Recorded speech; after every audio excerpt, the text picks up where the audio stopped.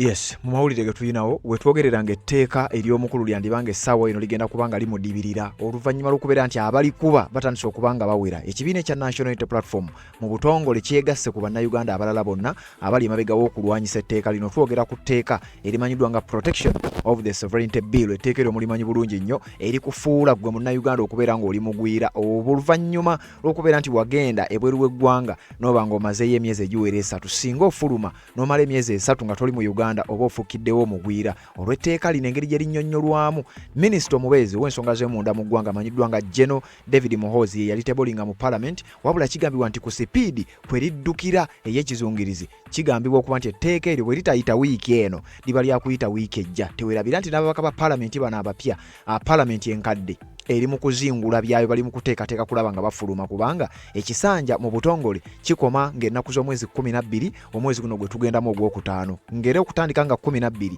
paka nga 15 bagenda kubeera nga balayira. Kati kigambibwa nti waliwo kaweefube okulaba ng'etteeka lino baliyisa ku sipiidi y'ekika ekya waggulu nga tebannaba kubeera ng'ekisanja kyabwe bakiwunzika. This law is targeting very few individuals. And looking at the other paper now, you clarified. Yes. It means by this week or next week, the law will be passed. Okitegedde bulungi nnyo, bakugambye omukulu agamba nti etteeka lino okusinziira ku order paper ne ku ngeri gye balikera lifayinzeemu balinga abaagala liyite either wiiki eno oba wiiki ejja. Kakati onaawulira etteeka eri abasinga obungi muganya okulisoma temunnaba kubanga muligoberera, naye nga gwampuliriza bw'obanga omanyi toli mu Uganda lino etteeka likufuula omugwira. Wabula eky'omukisa omulungi amaloboozi gatandise okubanga gawera agagenda mu maaso n'okubanga galikuba. Civil society organizations bagenze mu maaso n'okubanga bawakanya byonna ebigenda mu maaso n'okubanga biteekebwa mu tteeka lino, era ekibiina ekya National Unity Platform n'olunaku olwaleero kimaze okubanga nakyo kyegatta ku abo abagenda mu maaso n'okubanga balwanyisa kino. Kakati omukulu ne kirabika ng'etteeka lye lirabika ligenda kumudibirira, either nga terijja kuyita oba si ekyo nga lijja kubanga likyusibwamu. Naye era ne we linaaba likyuseemu etteeka lino, the definition ey'omugwira yaani kimala bumaze okubeera ng'etteeka binnyo, wabula ng'ekyomukisa omulungi kaweefube w'okulikuba atandise okubanga yeeyongera. Etteeka lino singa liyita, njagala okutegeeza waliwo abagamba nti etteeka liyite lwa nsonga emu, nti senga etteeka lino liyita gavumenti y'omusajja ono yandibanga yegenda okuba entandikwa yaayo okubeera ng'ejja kugwa. Tolabanga bannayuganda badde babagamba nti bannayuganda batiitiizi. Lino etteeka singa liyita, n'etteeka erikwata ku nsonga z'ebyokuzimba nga bwe waliwulira, singa gana amateeka gayita, abantu bangi balina endowooza nti oba oliawo kino kijja kuzuukusa bannayuganda bagende maaso n'okubanga bavaayo gye beekwese. Naye nga nkugambye liyinza okubanga ligenda kukubwa oba oliawo kubanga either terijja kuyita oba si ekyo nga lijja kukyusibwamu, kubanga n'ekibiina ekya National Unity Platform olunaku olwaleero nabo bali mu kugenda maaso n'okubanga bawaayo endowooza zaabwe. Meeting eyaliwo ku lunaku olwokutaano gye twakuwa ezzeemu olunaku olwaleero, era mu Parliament bali ku tteeka lyerimu. Kali balese liri so broad likwata almost buli muntu. So tubagamba nti etteeka lino lisinziira ku definition ya foreigner, engeri etteeka lino liryogedde ku mugwira, omuntu gwe bayita omugwira. Ne batuuka n'okugamba nti buli muntu munnayuganda bw'aba alinnye ennyonyi n'afuluma mu Uganda oba n'atambulira ku kaato n'ava mu Uganda n'agenda Tanzania, oyo bw'abeera mu Tanzania musawo aba takyali munnayuganda. Okitegedde bulungi nti ne bw'oba ofulumye bibyo n'ogamba nti kati ngenzeeko Tanzania, naye waliwo ka period k'otalina kumala nga toli mu ggwanga, nga period eyo bw'ogimala gy'emyezi 3 gye nakugambye, nga period eyo bw'ogimala oba ofuukiddewo omugwira. Kati eno y'ensibuko oba y'entandikwa ey'etteeka lino nga bw'ogenda okuwulira David Lewis Rubongo yange akunnyonnyola. Kakati ekyewuunyisa, abamu ku bakungu ba gavumenti nga tebafuddeeyo kumanya nti nabo oba oliawo bakyali bubeezi mu gavumenti, naye ng'essaawa yandituuka nga nabo etteeka libakuba. Bangi bawuliddwako nga bo munnange bawagira buwagizi, era nga bagamba nti mmwe abagezaako okuliwakanya mb'omukuba bukubi jjejjerebu. Ngenda kukuwa omukulu amanyiddwa nga Nnyombi Ttembo, ono nno ng'akulira kitongole kya UCC. Avuddeyo n'ayogerako era naye naawe endowooza ye, era mu ndowooza ye nga ye alaga etteeka ddungi nnyo, n'aleeta n'ezimu ku z'examples etteeka lino gye lyali alirabye era gye lyali likoze. Kakati oluvannyuma lw'etteeka eryo, Honorable Patrick Nsamba Oshabe naye n'amwanukula, era n'ebigambo bya Patrick Nsamba ngenda bikuwaako ogenda biwulira, wabula nga bulijjo katusooke tugyewo akalango kano nzije nkutemeretemere bino tubeere nga tubitegeera bulungi nnyo. ensonga z'obufumbo olina omwami naye ng'akutawaanya olina omukyala ng'akutawaanya bajja ne bakwagalako ne bagenda gwe alina ebizibu mu byenfuna nga sente zikuyita mu ngalo w'oteeka sente zifa bufi b'owola tebazza gwe aloota ng'ogwa mu nnyanja gwe alumizibwa omutwe nga guganja okuwona naawe aloota ng'ebintu bikozesa ensonga z'obufumbo nina ekifo ku mugga awali amayinja wennyambulirako ebisiraani ekikwa ekifiiriza omudibo obutaganja obutaweebwa nzijanjaba abantu ab'enzikiriza zonna nsiŋŋaanibwa njeru ku lw'ejjinja gwanjagala kuba ku nnamba yange eyo naawe ali ewala ennyo yita ku WhatsApp. Yes, webale kubanga okyaliko yonna gy'osinzira okubanga gy'otulabira ndala gw'atambula naffe tanaba kubanga osubscribinga ku channel eno kirira wansi awo olaba ekigambo subscribe kikwateko kwata kade aka notification obeera omu ku abo abasooka okumanya buli bwe tuba tutaddeyo tubeere nga tutambulira ddala ffenna awatamisinga nsonga yonna kakati tuli ku tteeka oba bill erikyali ebbago terinaba kubanga lifuuka etteeka mu butongole bill eno emanyiddwa nga protection of the sovereignty bill. Owulidde ebigambo era ngenda kutandika n'ebigambo bya Nnyombi Ttembo. Nnyombi Ttembo ono agamba nti wabaddewo jjejjerebu naye yetteeka aliwagira. There is a kind of hullabaloo. Omuwulira bulungi nnyo. Omukulu oyo gw'olaba ngenda mumukuwa akatambi okamaleyo akulira ekitongole ekya UCC, Uganda Communications Commission. Omukulu oyo mu kitongole kyakolera alina kubeera neutral naye alina ebigambo bye yayogedde nga nnyonnyola ku ndowooza ye era ng'ayogera ensonga lwaki agamba bannayuganda baleekaana buleekaanyi ku kye bayita Protection of the Sovereignty Bill 2026. Bill number 13 of 2026 lino nga lyali introduced by Major General David Muhoozi. Kakati wuliriza mu bigambo bya Nnyombi Ttembo ayogedde n'ategeeza nti waliwo amawanga etteeka lino gye likola wabula bwe twetegereza amawanga ago nga gonna enfugibwa gye gafugibwamu ng'ekyamazima enfugibwa yawannakyemalira newankubadde nga ne mu ggwanga erya Uganda karakitazi ezo ziyinza okuba nga zijja bwe zityo wabula ate mawanga gano embeera eri waasi nnyo nga kitegeeza nti singa etteeka lino liyita twandyekanga nga tufaananya amawanga gali kati nga sinakutwala eyo kkiriza nkuggirewo lino etteeka ligenda kuyita ddi ligenda kutambula litya bino bitegeere bulungi tubeere nga tweyongerayo. This law is targeting very few individuals. And looking at the other paper now, you clarified. Yes. It means by this week or next week, the law will be passed. Aware that one of the opposition leaders now is out of the country, and government assumes that the opposition leaders who is out of the country may come back immediately and he may lobby huge amount of money. And what the government is fighting for, by the time Bobi Wine arrives to Uganda, the law should be in place. So you are targeting very few individuals, which is very wrong. Okitegedde omukulu agamba nti etteeka lino bw'alisomamu n'okutunula ku order paper engeri gye lireetebwamu n'ebigambo engeri gye bitambuzibwamu n'engeri gye balifulemingamu na buli kimu ekiritambulirako etteeka lino litagetinze few individuals. Era mu abo ba individuals ategeezezza nti Robert Kyagulanyi Ssentamu ulira akakodyo we kali baagala etteeka lino ligenda okuyita Robert Kyagulanyi Ssentamu tannakomawo mu Uganda. Kakati mbu etteeka baliise ku sipiidi nga tannaba kudda nti singa akomawo olwedda ajja kuba etteeka lyayita nga yafuuka dde omugwira. Kakati mbu ke kabadi we kali era ye kaweefube ow'okulaba ng'etteeka lino baliisa ku sipiidi. Era omukulu agambye tukimanyi bulungi nnyo etteeka litagetinze muntu omu Robert Kyagulanyi Ssentamu oba oliawo kale n'abatonotono abalina endowooza ng'eyiye. Era ono agamba nti tukimanyi bulungi nnyo nti kaweefu ono nno omubaka wa paalamenti era atudde mu paalamenti era mu kakiiko gye yasinzidde n'ayogera bino. Kakati gwali eno ampulirira gy'ompulirira ndowooza osobola okutegeera nti ono waaba asobodde okwogera ekigambo ng'ekyo nga mubaka wa paalamenti kiba kitegeeza tasobola kwogera byanjwanjwa. Kakati akugambye abasajja etteeka balitegekera omuntu omu His Excellency Robert Kyagulanyi Ssentamu era mbu bali ku sipiidi ey'ekika ekyagulu kwe baagala oddiisiza mbu agenda okuba nga akomawo kubanga bakimanyi mukadde kano tali mu ggwanga ate nga jjukira nakuwadde biki byali mu kukola ebweru w'eggwanga nga byali mu kukola bivunza okunafuya n'okuteeka ku nninga gavumenti ya General Yoweri Kaguta Museveni ng'era bwe nakuwadde akatambi nga bwe yabyogedde. Kakati oluvannyuma lw'okuba nti bwe bityo webiri kati bano kigambibwa okuba nti bateekawo etteeka erisobola either okuziyiza ekyo kyali mugenda maaso n'okuba ng'akola sinakindi n'okulaba nti ne waanaaba akomyewo ajja kuba akwatibwa bukwatibwa asobole uliriza singa etteeka liyita kitegeeza anaagenda okudda ng'oledde yamenya dde emisango agenda kuba asobola okukwatibwa akole ebibonerezo either asasula obuwumbi 2 oba sente ziriba zimusaliddwa oba seekyo asibwa emyaka 20 si oba si kyo asobola n'okusaavinga ebibonerezo byombi ne bamukaliga emyaka 20 ne bamusaba obuwumbi 2 era we binaddirira ebiseera ebisinga oyinza okuwulira nga n'ebibye bitwaliddwa oluvannyuma lw'ebigambo ebyebifaanana bw'etyo. Wabula olunaku olwaleero David Lewis Lubongo n'abamu ku bakulembeze mu kibiina ekya National Unity Platform nabo balabikiddeko ku Parliament nga bagenda maaso n'okuba nga bagenze kuwaayo ndowooza zaabwe. Ku mukutu gwaffe guli omulala tugenda giteekayo live ogenda kuba nga olaba butereevu ebigenda okuba nga bifa sayidi eyo. Wabula Lubongo yaliko ebitonotono byayogedde nga tannaba kuba nga atandika okwogerezeganya n'abakulu okubawa endowooza zaabwe nabyo kambikuwe nga bwe tugenda maaso n'okweyongerayo.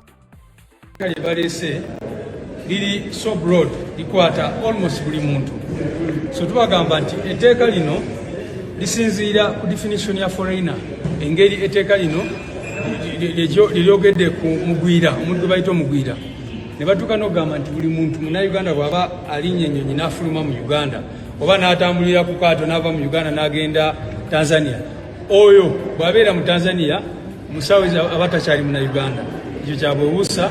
Ate tugamba nti ye besisi y'etteeka lyonna lyonna kyobola tugamba baligobe, kubanga bw'ojja mu definition ya foreigner etteeka eryo liba likolapusinze, lyonna liba terikyaliwo. So etteeka lyonna lisinziira ku definition ya foreigner bwe badefinize omugwira, era ne bagamba nti buli muntu yenna yenna ne bw'aba munnayuganda naye ng'ali bweru wa ggwanga mu ssaawa ezo abeera mugwira. Era ne bamuteekako akazito ne bagamba oyo talina ate ku influencinga ebigenda maaso mu Uganda. Tubabuulidde ffe nga ba NUP mukimanyi bulungi tulina diaspora ennene ennyo nnyo nnyo, bannayuganda babeera eyo.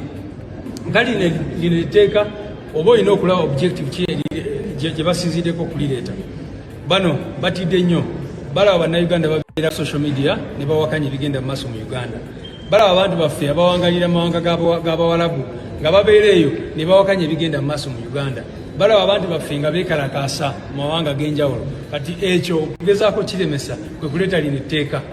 Baagala buli munnayuganda abeereyo wabweru w'eggwanga, for example, ne yeekalakaasa ku nsonga yonna yonna, bw'atuuka ku kisaawe bamukwate bamukyajinge.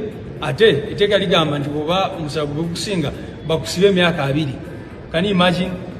So ebyo byonna byonna byetuwakanya tugamba nti etteeka lyonna really terina mulamwa, liriwo ku persecutinga abantu ba Uganda, so si kutumbula kye bayita sovereignty, kubanga obwebange obw'abannansi babwina okusinziira ku ssemateeka.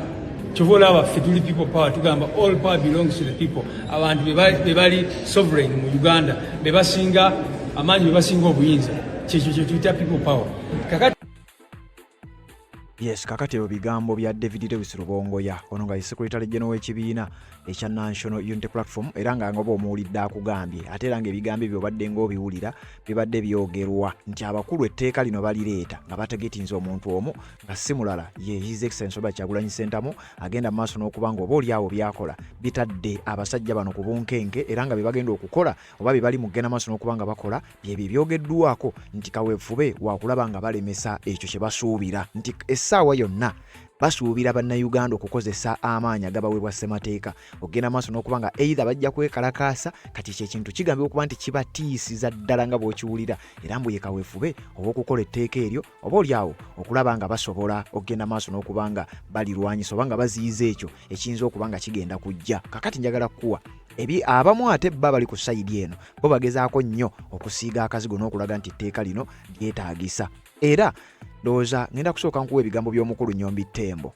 Oluvannyuma lw'ebigambo bya Nnyombi Ttembo ngenda kukuwa ebigambo Patrick Nsamba byamuzzeemu, wabula oluvannyuma ninawo wano amawanga gye batugamba nti etteeka gye lyakakola oba gye liri mu kukozesebwa. Ngenda kukubuulira amawanga gano gafugibwa gatya na mbeera ki abantu bayo gye bayitamu, otegeere kiki ekigenda maaso n'okuba nga kijja mu ggwanga erya Uganda oluvannyuma lw'etteeka lino okubeera nga essaawa yonna lyandiba nga lijja kuyita singa linaaba liyise. Kakati wuliriza.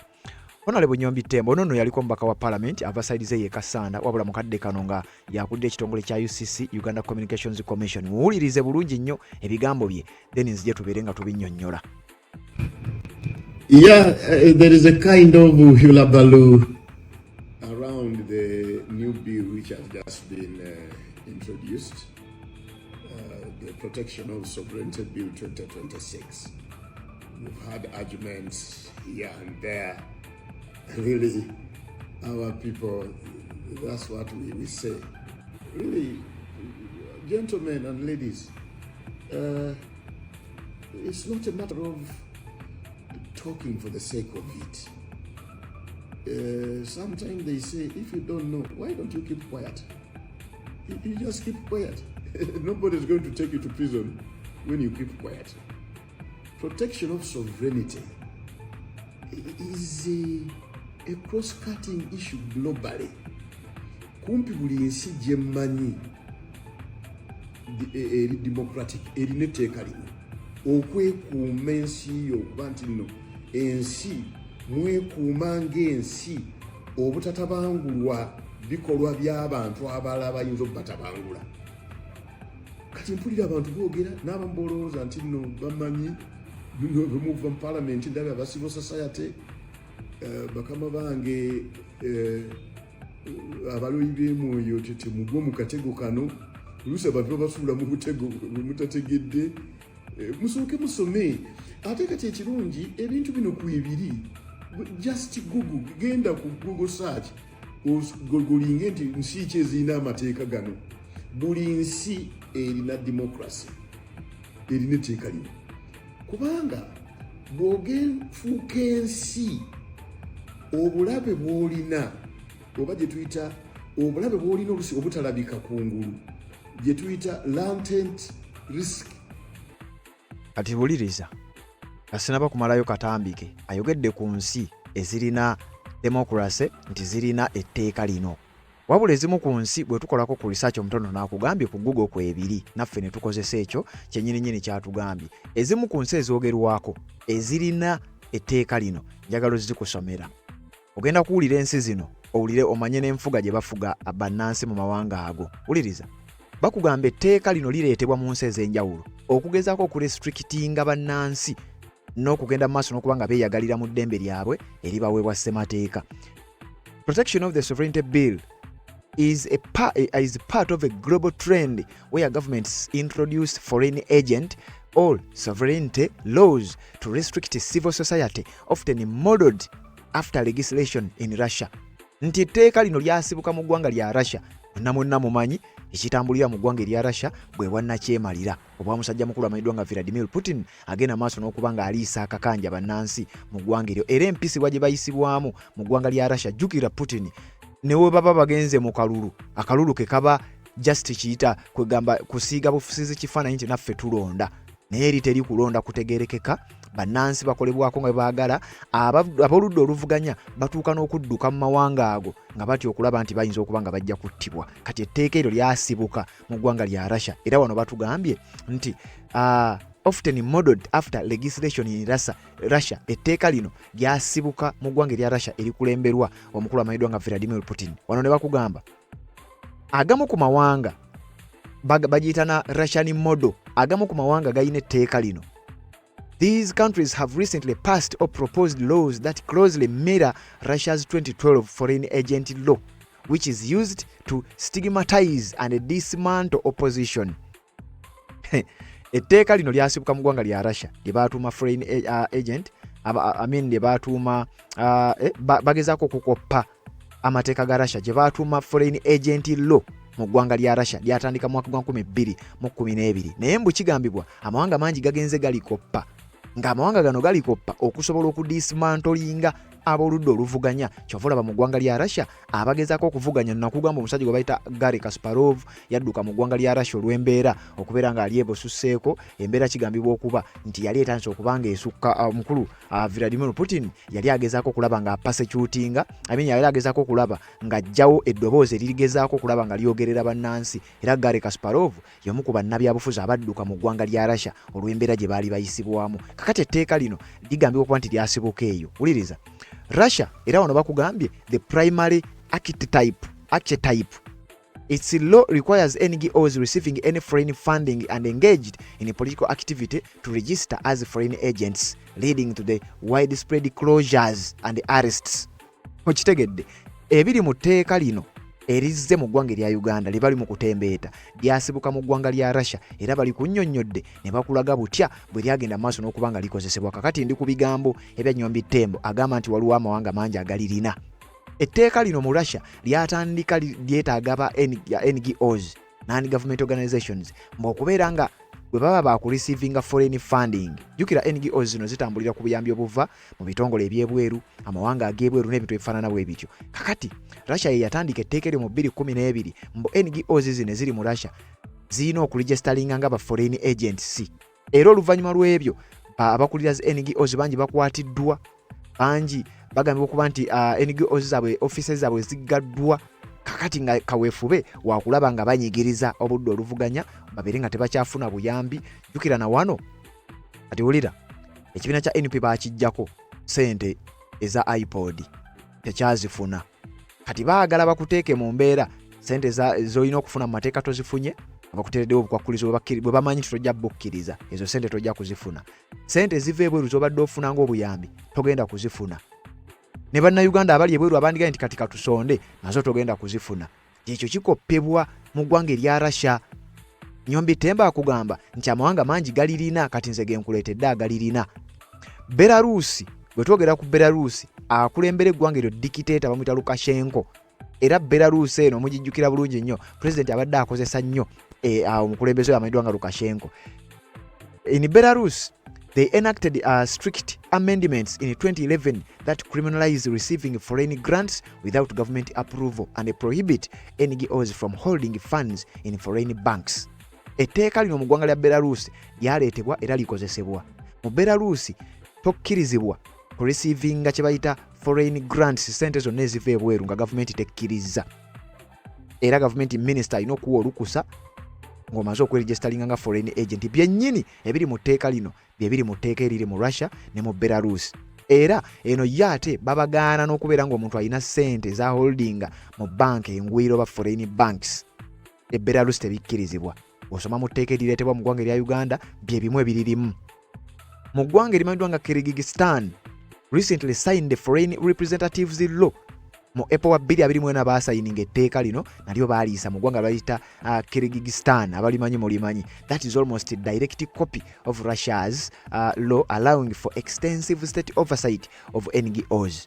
Eggwanga nalyo lifugibwa wansi w'obwannakyemalira mu mwaka gwa 2024 mu mwezi ogwokuna baayisizza etteeka eryo. Okufuna sente olina okuba nga gavumenti ekukkiriza nga minisita omaze okweregistaringa nga foreign agent era ng'okkirizibwa okweyita foreign agent, then gavumenti neryoka ekukkiriza okulaba ng'oreceivinga sente zive bweru w'eggwanga. Despite massive public protests, the government passed a transparency of foreign influence law in May 2024, requiring organizations receiving over 20% of foreign funding register as serving the interests of a foreign power. Kuli ku ggwanga lya Georgia. Eggwanga lya Georgia mwezi ogwokutaano 2024 baayise etteeka lye baatuuma transparency of foreign influence law. Era etteeka lino nga omuntu yenna okureceiving sente 20% of foreign funding olina okuregistaringa nti era I am serving the interests of a foreign power. Kyokka byefaananyiriza ddala sinakindi bye bimu byennyini ebiri mu tteeka eriri mu kuleetebwa mu ggwanga erya Uganda. Kazakhstan nayo baayise etteeka lyerimu ne batugamba nti bo baanoonya ne tayito gye bawa kye bayita foreign agent, wabula bakola kye bayita foreign funding register nti olina okuregistaringa nga foreign agent okusobola okukkirizibwa okuba ng'ofuna sente. Wabula amawanga gonna genjogerako ge mawanga gafugibwa mu nfuga gy'otasobola n'okugezaako kulaba ng'osobola okwesembereza. Eggwanga erya North Korea newankubadde bo tebalina yadde NGO kye baziregistered baagaana bino. Bo bagamba ne NGOs tesobola kwekizisitinga naye nga nabo etteeka lino baakola tteeka nga boolaba lino kati singa liyita twandyefaananyirizaako North Korea reactionary ideology and cultural rejection law bewaabwe bwe baliyita. Omunkulu Nyambi Temba akugambye munoonyereze ku mawanga gye liri. Kati bw'okebera North Korea mafe n'agikulembera Kim Jong-un n'engeri gy'afugamu ensi ye olwagamu ku mateeka ng'ago osobola okukitegeera. Foreign NGO management law in 2017 lyayisibwa mu ggwanga erya China era osobola okutegeera China efugibwa etya. Genda onywereze ku ggwanga erya Nicaragua mu mwaka gwa 2022 Nicaragua nabo baayise etteeka lyerimu erigenda maaso n'okubanga litawaanya bannansi mu ggwanga eryo. Waliwo amawanga amalala ng'eggwanga lya Hungary, eggwanga erya Egypt lyayisaako naye eddye lyabwe teririzibu nnyo nga lino, Slovakia, Bosnia and Herzegovina, kati baliyita Republika Srpska ge gamu ku mawanga ago agayina amateeka nga gano omukulu Nyombi Tembo gatugambye tituganoonyerezeeko. Kakati oluvannyuma lw'okumukolerako kalisaaki akatonotono n'okumulaga gamu ku mawanga engeri gye gafugamu bannansi olwagamu ku mateeka nga gano n'atugamba nti tugakebere tulabe eddala amawanga gano agayina amateeka gano bitambula bitya, tumaze okubimulaga. Wabula ye agezaako okukugamba n'okusiigira akazigo nti etteeka ddungi. Wuliriza. An ever latent risk. Obulabe obwekusifu buli nsi bw'erina kwe kutabangulwa ensi endala. Either ensi ezikuyita mikwano gyo oba ensi abalabe bo. Ensi omuzannyo gwe zizannya naddala ku mmeeza okuzannyirwa ebyensi okukolagana zituyita diplomatic game, diplomatic chessboard ezannyirwa ku France 3 ezannyirwa mu kukozesa ebyenfuna okutumbula ensi endala oba okuzoonoona, okukozesa ebyenfuna okutabangula ebyobufuzi mu nsi endala oba okubitumbula, okukozesa ebyenfuna okunafuya ensi endala oba oziwa amaanyi. Buli nsi erina okwerinda obutatabangulwa nga oyita mu eyo. Kati ekirala bwe bukesi espionage oba spy, kyovula nti buli ensi erina ekitongole ekirala ekikettera ensi endala. Muwulira CIA mu America, muwulira MI6 mu UK, muwulira Mossad mu Israel. Weniwafu tulina ESO, External Security Organization. Muziwulira buli nsi erina ekitongole ekiketta ensi endala. Bakettayo ki? Baketta okulaba bunafu ki bw'olina bw'aba baagala okutabangula bakuyitawa okunafuya. Maanyi ki g'olina era amaanyi ago okozebwate ogakendeeza okuba nti olowooza otya, so that bw'oba ogenza okuteesa ku mmeeza gye tuteesiza ebintu ne bamanya abakulu bano abagenza okuteesa babanafuya batya. Buli nsi tukompitingira mu kaspace katono. Buli emu eyagala okwenyigawo ebenga yeeri waggulu. Eyinza okukozesa ebyenfuna, eyinza okukozesa ebyokulwanyisa, eyinza okukozesa ebyamaanyi ag'ekikugu, eyinza okukozesa obuyambi, eyinza okukozesa ebitongole ebya civil society. Ebyo babikozesa nnyo. Kati saamuvaasa babaddewo bino tubimanyi. Ebitongole ebigaba obuyambi mwebale nnyo, mukola bulungi nnyo, naye tukimanyi mu intelligence nti ate ensi ezo muziyise okunafuya ensi endala. So erino etteeka tugambe wabirina okulongoosebwa lirongoosebwe, wabirina okwongerwamu amaanyi lyongeremu amaanyi. Naye omuntu yenna aga nti etteeka teririna kubaawo mbazitegeera oba omanyi n'ensi bagimanaginga. Ne bw'oba wakaawo ne mu maka gaffe tulaba okumanya okulaba baliraanwa abo lwaki tebamanya ebyomunju tebitottolwa. Oli ayinza okukozesa ebyomunju byo okumalamu amaanyi okunafuya, okublackmailinga n'akunafuya. Please, lino etteeka kkulu nnyo lyalwawo okujja tulongoose bwe litaaga okulongoosebwa. Awo mugenda okuga nti baganye okusindika essente.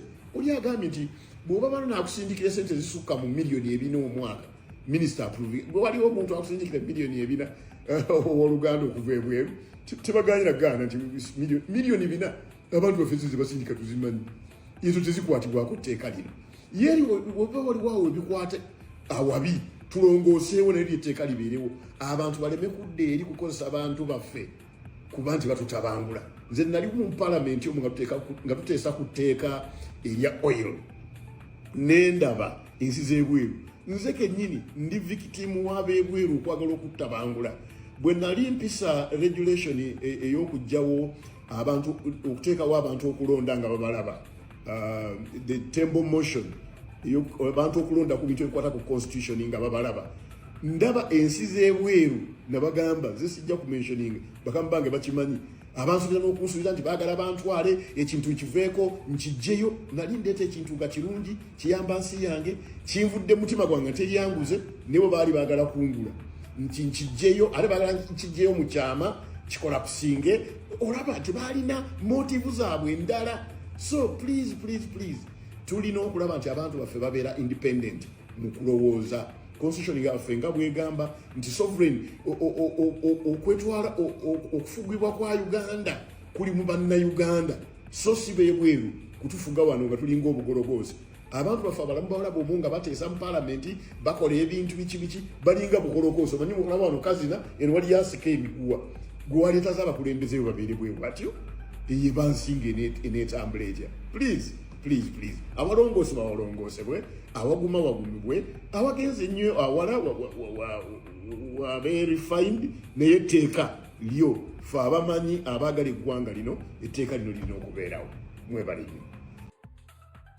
Oyo bamuyita Honorable Nyombi Tembo akulira ekitongole kya UCC.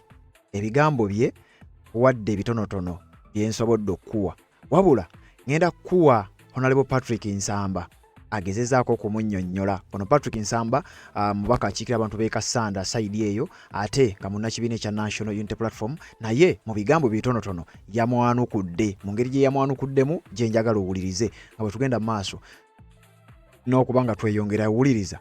Akawunzika leero bwe nnyunyuse kuva mu Pan African Parliament gye tutudde ne Midrand, South Africa. Madde mpitayita mu video yange nkudde ku video ya Honorable Nyombi Tembo nga ali mu kugamba nti bannayuganda bali mu kuleekaana buleekaanyi ku bya sovereignty bill era n'atuwa amagezi nti bwe tuba tusobola kusoma tusirike era n'abawana abagamba basirike era n'awalula ne bannaddiini obutabyeyingizaamu. Ekisinza okunkola obubi. Yeah, there is a kind of hullabaloo around the talking for the sake of it. Sovereignty. Okwekuuma ensi yo okuba nti agambye amawanga mangi agalidde n'etteeka lino sineemu okunkola obubi talina waalaze we lyakozesebwa bulungi. Akati nze njaga ekisooka bwe tuba tunoonya omuntu ekannambemu yalibadde Gwembo oba walibadde Tokomeko matters bwe ziti tuulu z'abannayuganda nga civil servant. Agambye amawanga mangi agali democratic galina etteeka lino netamenyeeyo nsi n'emu. Ekisinza okunkola obubi talina waalaze etteeka lino we lyakozesebwa bulungi.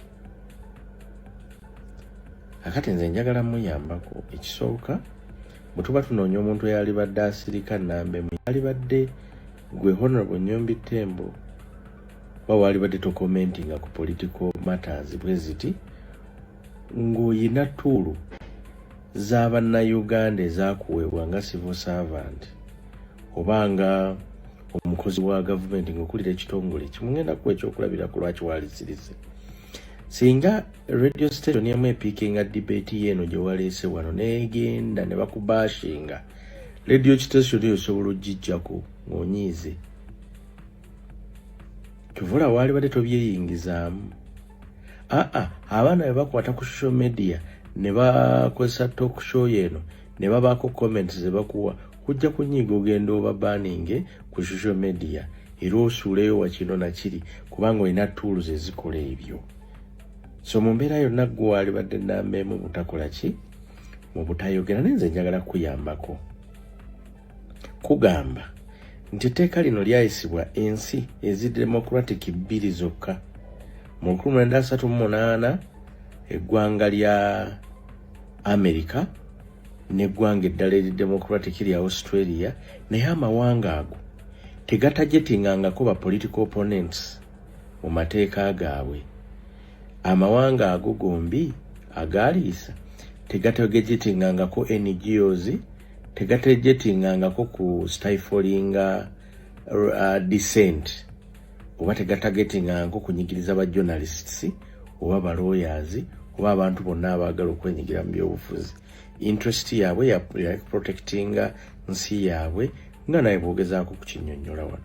Naye mu tteeka eryaleeteddwa Protection of Sovereignty Bill mu Uganda lifaananira ddala n'amateeka abiri ge nasomyeko ery'e Hungary n'ery'e Zimbabwe, ate nga ezo nsi eziri repressive, ensi ezabusinga human rights. Kati Uganda y'ensi ey'okusatu eggattiddwako nga ekozesa etteeka eryo okulaba ng'enyigiriza abavuganya gavumenti, ng'ekozesa etteeka okulaba nga bannansi balekeraawo batiisibwatiisibwa obutaddamu kwogera ku byabufuzi, era nga likozesebwa okutiisatiisa bannayansi okubajjira ddala mu byobufuzi n'okubalemesa okubaako contribution yonna, n'ekisinga byonna okulaba nga balemesaawo obuwagizi bwonna obusobola okuva ebweru w'eggwanga okuyambako bannansi abaagala okwerwanako olwa repression. Kakati teriyo kati example ya Hungary, Victor Orban bwe yaleeta etteeka eryo mu 2023. Honorable Nyombi Tembo genda obisomeko kubanga era information eyo weeri. Victor Orban bwe yabireeta mu Hungary 2023, amawanga ga Europe agasigadde geekuŋŋaanya ne gawaabira Hungary mu kooti ya European Union. Era Victor Orban bagenze omukuba akalulu ng'ekimu ku biteeka by'ayina bye byagala okulemesa munna Hungary okubaako kyayogera mu byobufuzi. Era ekibiina ekyamuwangudde mu kalulu kano akaawedde mu mwezi guno oguwedde guno oba guno gwennyini, nduuze guno gwennyini by the way, guno gwennyini nyini kuba akalulu ako kaaliwo mu guno omwezi ogwokuna guno. Victor Orban ekibiina kye yatulugunya ng'akozesa etteeka eryo erya Protection of Sovereignty Bill Act eya 2023, ekibiina ekyo kye kyamuwangudde. Bannansi beekutte bonna ne bagamba nedda tetusobola kubeera na president repressing atakkiriza na NGOs cooperatinga, atakkiriza muntu yenna akolagana n'ansi ndala okuleka ye yekka. Kyokka nga Victor Orban yafunanga obuyambi okuva e Russia naye nga tayagala kibiina kino kufuna support okuva mu European countries. Kati nno ne Zimbabwe bwe gutyo bwe guli. Amateeka ago gombi gacriticingiddwa nnyo ng'okubeera amateeka agamu ku mabi agasaana na kulifaalingako. Kati naawe njagala ompeeyo democratic countries ezaleeta etteeka erifaanana ng'eryatereteddwa e Uganda. Gimpeeyo ensi emu.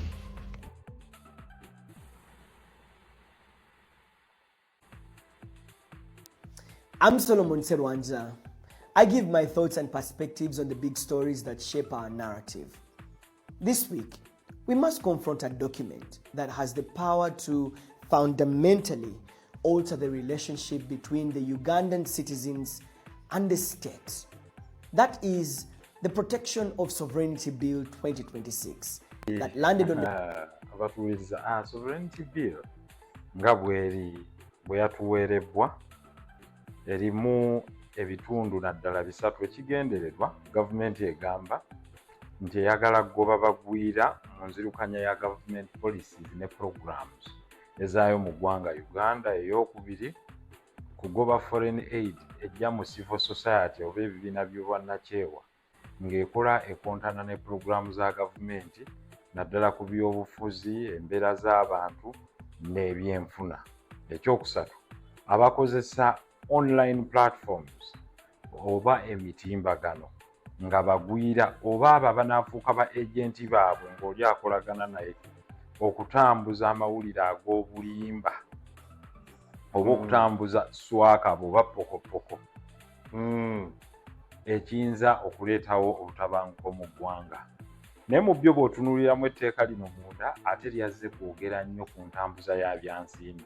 Yes. Kakati mu kiwandiiko kye minisita agamba nti lino etteeka lirina amawanga ge lirimu, era mu kiwandiiko kyajja n'agamenya amawanga ag'enjawulo kuba mbadde nkiyitamu n'agamba amawanga nga Isirairi etteeka gye liri, ggwanga ng'erya Amerika etteeka gye liri, n'amenya erya Australia, Hungary, France, India, China n'amawanga amalala mu European Union ne Singapore. Naye mu byo ebiri mu mawanga gano bikugira abantu kwetaba mu byabufuzi bityoboola nga babivujjirira ssente. Wabula si bintu bya bulijjo. For example, nze nsobola okwogera ku Bungereza nga njogera ku bibi ebikolebwa e Bungereza oba mu Amerika, ne ngenda mu Amerika n'embeerayo. Ne ngamba nti oba wano Trump tewakoze kirungi, oba Prime Minister Keir Starmer tewakoze bulungi. Tekikugaana agenda mu tekiŋŋaana era tekimenya tteeka. Naye kaakati ate bannaffe b'engeri gye balirambiseemu baagala kuteekawo kye bayita police state. Kusiba mikono. Police state etegeeza nti etegeera oba walingawo mu kiseera kya Europe we twasomesa European history bwe baagambanga nti my child cannot sneeze but Metternich will hear. Kitegeeza endyayo enzisa n'empuuna omukulembeze ateekwa okugimanya wasuza otya, walidde ki, ofulumya ki, ani akuwa akantu, embeera yo yonna. Okwetayirira n'okwetooloola omuntu wa wansi ekitali kirungi nnyo, ng'ate Uganda yali etaddewo nga bw'onoolaba eggwanga eririmu essanyu ne liberal economy. Liberal economy nti ssente ziyingira ne zifuluma, kale abantu ne basobola okweyagaliramu. Nze ndowooza bye bimu ku bikulaakulanyiza ne GDP yaffe. Naye Uganda bw'enneddamu ne yeetemya engalike, eno mwakayisa Building Control Act, tennaba na kunywera abantu babamenyera amayumba, ate n'ojja ne Protection of Sovereignty Bill ng'ate yeetagetinga, kubanga waliwo watuuka n'ayogera mu clause 2 eya bill eyo ate ebadde ensesereza ddala nti clause 2 agenda n'agamba oba mu nnyingo ey'okubiri nti bino wammanga. Ekisooka, engaging in political activities of Uganda for or in the interests of a foreigner. Ekyo kyo kiryoke. Naye n'ogenda wansi, soliciting, collecting, disbursing and dispensing contributions, loans, money or other things of value for the interest of a foreigner. Kakati wano yandibadde agamba for political interests of a foreigner. Kubanga interest za foreigner omu ayinza okuba munnayuganda, kuba foreigner yamudefinize even a Ugandan atali operating in Uganda. Tugeze ndi expatriate, ndi munnayuganda nagenda kukolera Africa Development Bank oba ndi ku kyeyo. Kakati wano oba oli ku foreign land at the moment. Kakati nina interest yagula ttaka Kayunga. Amakulu mba ndeese social economic interests ez'omuntu nga nze representinga bwe mba agent we. Kakati nze lawyer, operating lawyers accounts, nakola ntya transactions. Omulala consultant, yes, company eri Turkey oba eri Iran oba eri Israel oba mu America encontact nze nti eyagala kukola ki, nti eyagala tugeze kuzuula ku clean energy. Mu consultants zempaddemu noonya ettaka, noonya abakozi, noonya office, nkolera company registration. Ebyo byonna bw'omala obinkolera nkuweereza $300. Kakati ate nange nsookerenga wa minisita. Kakati minisita wawe omubuuliza nti bino bwe binajja nga biringa 3,000, how do you micromanage them? One, banka efuna gundi mmeka? Uganda Bankers Association ekugamba ni waliwo ze tuyita syndicate loans zitya nti banka eri ebweru eyita mu banka ya wano ebeere agent ekuyamba eyambe eri okuwola mulimira. Oba omusango mwagulirako ogwalimu Hamis Kigundu, syndicate loans ezo zaalimu mu DTP. Kakati ekiba kitegeeza eno banka efuuse agent yeene endala. Ate ono ayongeddemu n'ekigambo ekiyitibwa ebbanja. Takomyawo agambye nti ziyinza okuba nga ssente ezo contributions, loans, money kwega neewoze kwoli okukola ki singa ataddewo bino byonna n'agamba nti disbursing or dispensing contributions, loans of money for political interests or meant for political campaigns. But ate ne government yene egenda kuba yeetemye engalike kuba tetukkiriza kusonda ssente zisukka miliyoni 2. Kati ffe tulina ecological party, government totuwa.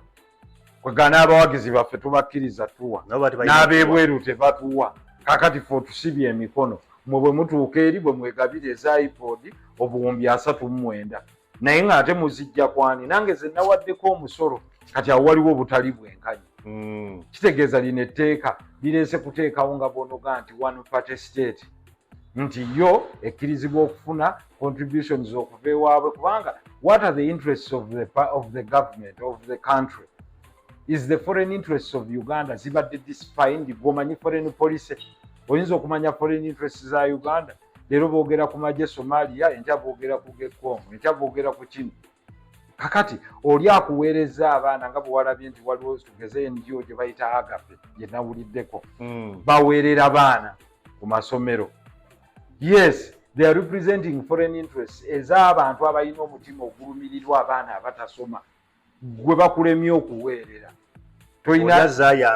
Toyina university gundi university education na skilling centers oli azayambeko mukyo alabirira abakozi wano abasukka 2 abasasula miliyoni 5 gwe bana abaana bonna basoma n'emirimu togiina yagibawadde ate obajjako n'emisolo ne sente eziyingira ozijjako omusolo.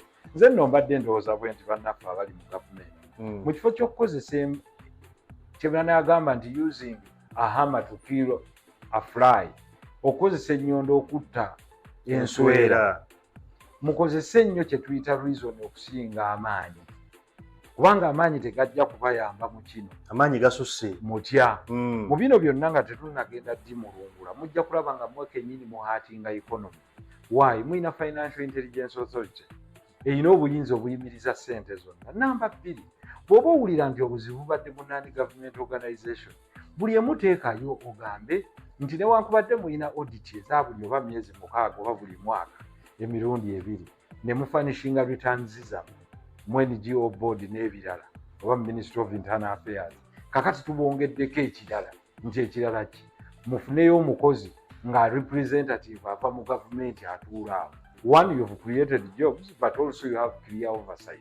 Bwe ziba NGO 3,000 oba 10,000 oba 15,000 olwojja kuba okulietinze naawe emirimu 15,000 ate nga bali be bagisasulira kati olwo abaana abakola swasa social works and social administration ba economist abali awo abatalina byakola n'abalala obeere ng'oba absorbinze nti kino kye kireese nti kireeseewo debate naye bino ebisigadde kubanga mulimu bintu bingi bawa church ez'enjawulo kuba kakati yes Vatican eyina ssente zeyinza okuba geweereza abantu baazo oba mu Caritas projects ng'ezo ogenda zikola otya bajjeewo era ojja kulaba nga balawyers bawakanya etteeka lino insurance bajja kuliwakana kubanga tulina kye tukola syndicated insurance. When you make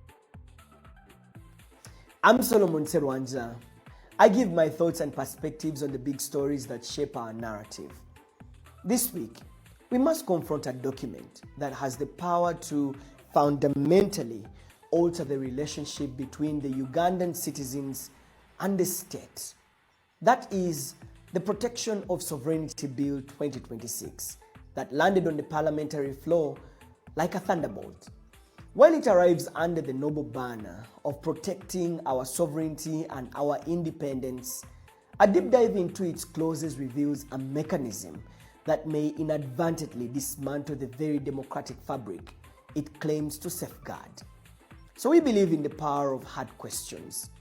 And today, I must interrogate whether this bill is a shield to our nation or just a muzzle for the citizenry. The logic of this bill begins with a staggering irony. The exclusion clause that is well located in Part 5 of the bill. So it creates a foreign agent registry for anyone receiving money from abroad. However, the state has performed a move of breathtaking legislative audacity by exempting itself.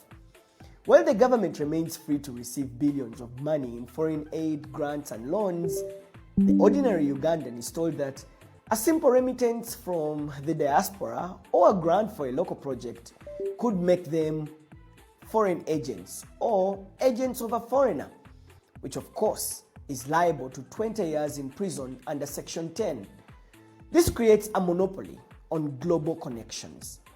The state may have international partners, but the citizenry who does the same is viewed with suspicion. This bill represents what may be the final strike to obliterate, erode, and degrade civic space in Uganda. Our civil society organizations and NGOs, which are critical to the state, work in different sectors, including the health sector, education, good governance, democracy, and advocacy. They largely rely on foreign-based funding. By strangling these financial lifelines, the state is not just regulating organizations. It is performing a systematic shutdown of the only platforms left for scrutiny for those in power. Perhaps the most chilling betrayal lies in Section 1, the interpretation. In a single stroke of a pen, the architects of this bill have redefined our identity. This bill classifies any Ugandan citizen living in the diaspora, the very people who sent home about 1.2 billion shillings in remittances in 2025, as foreigners. Asking our own citizens to declare themselves foreign agents is not just a stamp to economic development. It is a step-for-step chess that criminalizes anyone working in international companies. Crucially, under this bill, one can be labeled a spy or handed more than a decade of imprisonment, not just for a proven crime, but even more, just a mere suspicion. That is the absolute discretion of the state to decide. Now, this isn't just a social crisis, it's an economic autopsy in waiting. Already the Uganda Bankers Association has issued a very stunning and desperate call to the Attorney General. They are sounding an alarm on Section 22, which caps foreign funding to 20,000 currency points. That's about 400 million Ugandan shillings, without written approval from the minister. In a country where banks rely on capital from foreign shareholders to meet the Bank of Uganda's minimum capital requirements, this is a self-inflicted heart attack. If the banks cannot raise capital from their international partners without navigating the political registration desk, they cannot lend. If they cannot lend, the economy stops breathing and suffocates to death. Even our most productive sectors are not safe. Consider tourism, which brings in about 5.8 trillion Ugandan shillings annually. Under Section 14, anyone working with foreigners, that includes guides, hoteliers, travel agents, they must register as foreign agents, a certificate that they must renew every after 2 years. This isn't regulation, it is stigma. We are effectively branding our ambassadors to the Pearl of Africa as registered tools for foreign influence, adding a layer of bureaucracy to a sector that should be celebrated, not to be policed. By labeling dissent as economic sabotage, the state is effectively outlawing the demand for accountability.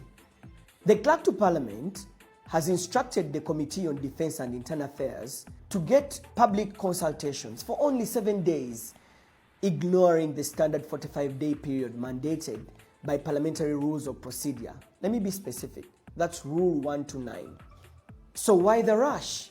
We have seen this script before. It's not new. It has been implemented in countries like Russia, Georgia, and Kazakhstan. These laws do not protect sovereignty. They protect the state from accountability. Every Ugandan should care, because when sovereignty is weaponized, the truth becomes the casualty. So, this is a call to action for every Ugandan to raise your voice. Do not be deceived. This is not just a fight for civic space, it's not a fight for NGOs or for the wealthy who handle 400 million shillings and above. It is a curtailment for every single one of us. It is a siege on our right to connect, our right to work, our right to speak. Sovereignty belongs to the people. We must stay the course and insist that the law, contrary to our constitution, won't stand. I'm Solomon Serwanja, and this is my view on the state of our republic through my lens.